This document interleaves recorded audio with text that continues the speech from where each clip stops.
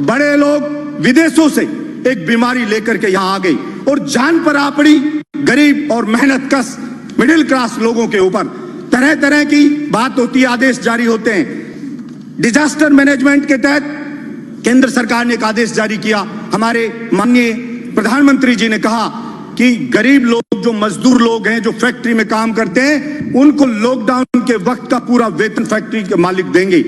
लेकिन एक भी गरीब को, हिंदुस्तान को, अगर सच्चाई आप जानना चाहते हैं तो आपने बोला, और स्टेट गवर्नमेंट ने भी, मैं कोई पक्ष नहीं लूंगा, अगर गलती स्टेट गवर्नमेंट की होगी तो निश्चित रूप से छाती ठोक के विरोध भी करके मैं बोलूंगा कि यह चीज गलत है। हिंदुस्तान की सभी स्टेट गवर्नमेंट ने आदेश जारी कर दिया, डायरेक्शन जारी कर दिए कि हां सबको लॉकडाउन के वक्त का वेतन दिया जाएगा, लेकिन एक को भी नहीं मिला, एक भी आदमी को। इसलिए मैं मांग करता हूं इस सदन के अंदर कि आप कोई बिल लेके आए और आप बिल्कुल इस चीज के लिए स्ट्रिक्टली उसको जारी करवाएं। केवल बोलने से सस्ती लोकप्रियता हासिल करके पीछा नहीं छूटेगा। आप उस गरीब को उसका हक दिलाएं, उसको जो उसकी नौकरी छूट गई, निकाला जा रहा है, उसका वेतन नहीं मिल रहा है, उसको दिलाएं। स्कूल लगी नहीं एक दिन भी, मैंने कभी नहीं सुना कि ऐसा हो सकता है एक दिन बच्चा स्कूल में नहीं गया, कोई टीचर ने उसको पढ़ाया नहीं है। गरीब मजदूर है, महंगी महंगी फीस है, उसके घर पे रोज कॉल आ रहे हैं और आप ऑनलाइन क्लास चालू कर दी तो उसको बेइज्जत किया जाता है। उस गरीब मजदूर के बच्चे को, फलाना लड़के आपकी फीस जमा नहीं हुई है, आपके पेरेंट्स को बोलिए फीस जमा कराएं। मैं कहना चाहता हूं इस सदन के अंदर एक भी व्यक्ति ने इस बात पर चर्चा नहीं की अब भाई इस गरीब की स्कूल की फीस कैसे माफ होगी।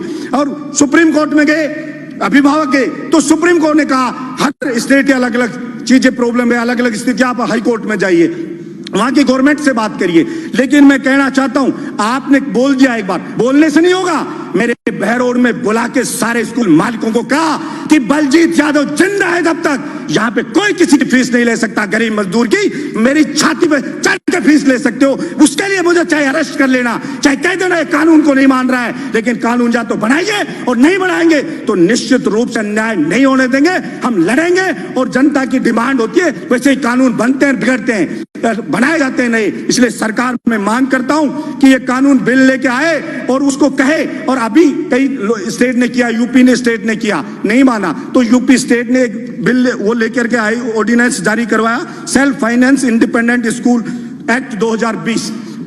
क्योंकि स्कूल मालिक को अगर आप कुछ नहीं कहोगे तो वो रुकेगा नहीं, केवल आपके भाषण से कहने से नहीं रुकेगा। आपको कोई भी ऑर्डिनेंस लेकर के आइए, जारी करिए, कोई एक्ट बनाइए तो आप कह सकते हो। ये कतई भी व्यवहारिक नहीं है कि एक दिन भी कोई स्कूल बच्चा गया नहीं और उससे फीस ली जाएगी। मकान किराया, सभापति महोदय, गरीब का, किसान का बेटा यहाँ कोचिंग करता, तैयारी करता है, वो बेचारा कॉलेज यूनिवर्सिटी में पढ़ता है, किराए पे मकान लेके रहता है। आपने लॉकडाउन कर दिया, वो अपने घर पे अटक गया, उसका सामान पड़ा है यहाँ पे मकान मालिक के पास। मकान मालिक कह रहा है कि मुझे किराया चाहिए लॉकडाउन के वक्त का भी, वो कैसे किराया दे? वो किसान, उस बेचारे के कमाई बंद, फसल उसकी उजड़ गई, मजदूर की फैक्ट्री में नौकरी छूट गई, सब कुछ बर्बाद हो गया उसका। और फिर उससे कह रहा बिजली का बिल आ रहा है, वो बिजली का बिल माफ करना चाहिए उसका। और वो मकान किराया, आप अगर कोई वास्तव में नीडी है, वास्तव में कोई गरीब है, मकान मालिक कि उसके सब कुछ उसी पर चलता है, तो सरकार सर्वे करवाए और केंद्र सरकार और स्टेट गवर्नमेंट मिलकर के वो मकान किराया दे। कोई बहुत ज्यादा किराया नहीं है। आप सैनिटाइजर छिड़का रहे हो, सब बातें करें, सैनिटाइजर छिड़को, कुछ नहीं होना सैनिटाइजर, पानी छिड़केंगे खा जाएंगे लोग बाग। इसलिए आप ये चीज करने की बजाय मकान का किराया दें, बिजली का बिल माफ करें और वो जो मजदूर है उसको उसका हक दिलाएं, उसको उसका वेतन मिले, ये चीज सुनिश्चित करें। पड़ोस का स्टेट मध्य प्रदेश अभी कह रहा है केवल मध्य प्रदेश के लोगों को सरकारी नौकरी मिलेगी।